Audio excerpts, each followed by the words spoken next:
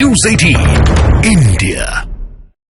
नमस्कार, बहुत स्वागत है आपका। आप देख रहे हैं न्यूज 18 इंडिया। आपके साथ हूं मैं लवीना राज और एक सबसे बड़ी खबर के साथ करेंगे शुरुआत। आज मुख्यमंत्री पुष्कर सिंह धामी ने उत्तराखंड विधानसभा में यूसीसी यानी कि समान नागरिक संहिता कानून पेश कर दिया है। बिल पेश करने के दौरान विपक्ष के सांसदों ने भी जबरदस्त हंगामा किया और फिर जिसके बाद सदन की कार्यवाही को स्थगित कर दिया गया है। अब 2 बजे इस बिल पर चर्चा होनी है। आपको यह भी बता दें कि जानकारी ये मिली है कि आज सिर्फ और सिर्फ बिल पर चर्चा होगी।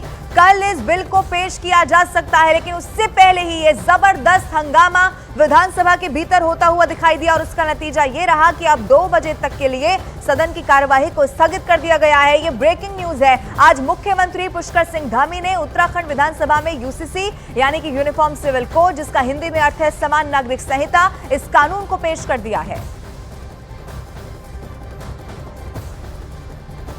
माननीय अध्यक्ष जी, मैं आपकी अनुज्ञा से समान नागरिक संहिता उत्तराखंड विधेयक 2024 को प्रस्तावित करने हेतु सदन की अनुज्ञा चाहता हूँ। माननीय अध्यक्ष जी, मैं आपकी अनुज्ञा से समान नागरिक संहिता उत्तराखंड विधेयक 2024 को प्रस्तावित करता हूँ।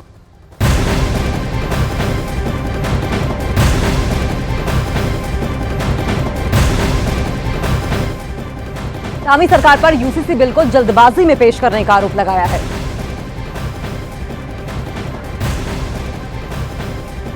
माननीय अध्यक्ष जी, मैं आपकी अनुज्ञा से समान नागरिक संहिता उत्तराखंड विधेयक 2024 को प्रस्तावित करने हेतु सदन की अनुज्ञा चाहता हूँ। माननीय अध्यक्ष जी, मैं आपकी अनुज्ञा से समान नागरिक संहिता उत्तराखंड विधेयक 2024 को प्रस्तावित करता हूँ। हम तो चाहते हैं कि इसमें विस्तृत रूप से चर्चा हो, बिंदुवार चर्चा हो और हमें पूरा समय मिलना चाहिए। ये कितने प्रश्नों का मसौदा है, ये ड्राफ्ट ला रहे हैं या ये विधेयक ला रहे हैं, अभी ये स्पष्ट नहीं हो पाया है।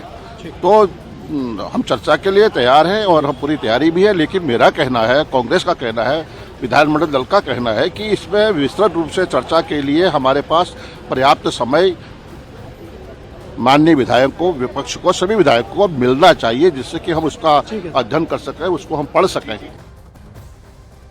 आज सरकार और मुख्यमंत्री इसको पारित करवाने के लिए बहुत ही उत्सुक हैं और नियम, परंपराएं, संसदीय विधि विधान किसी का भी पालन नहीं किया जा रहा है, बल्कि कार्य मंत्रणा समिति से कांग्रेस के दोनों सदस्यों को त्यागपत्र देने के लिए बाध्य होना पड़ा है। मगर यहाँ कहा जा रहा नहीं, कुछ नहीं करना है, केवल ये ड्राफ्ट पेश होगा, इसका पालन करना है।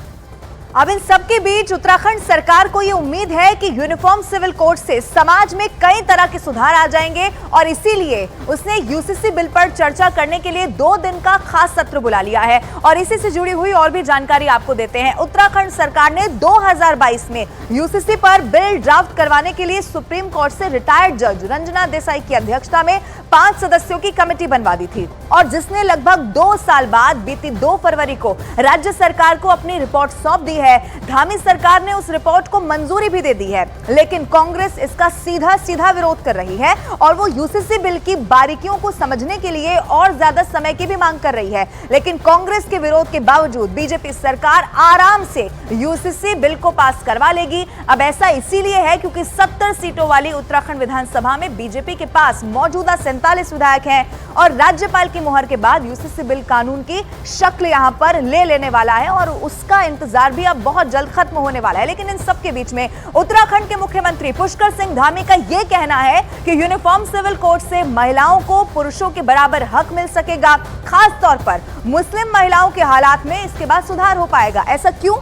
क्योंकि यूनिफॉर्म सिविल कोड लागू होने के बाद मुस्लिम समुदाय में महिलाओं पर लागू होने वाली हलाला, इसके अलावा इद्दत की जो प्रथा है उस पर रोक लगाई जा सकेगी। उत्तराखंड की करीब 14% आबादी मुस्लिम समुदाय की है और यूनिफॉर्म सिविल कोड से मुस्लिम महिलाओं को अपने माता पिता की जमीन जायदाद में भी हक मिल पाएगा। उन्हें बच्चा गोद लेने का अधिकार इसके बाद मिल सकेगा। इसीलिए धामी ये मान रहे हैं कि इसके बाद समाज में कई तरीके के सुधार हैं जो इस कानून के बाद, इस बिल के बाद यहाँ पर देखने को मिल सकते हैं और खास तौर पर मुस्लिम महिलाओं को इससे सीधा फायदा पहुंचने वाला है।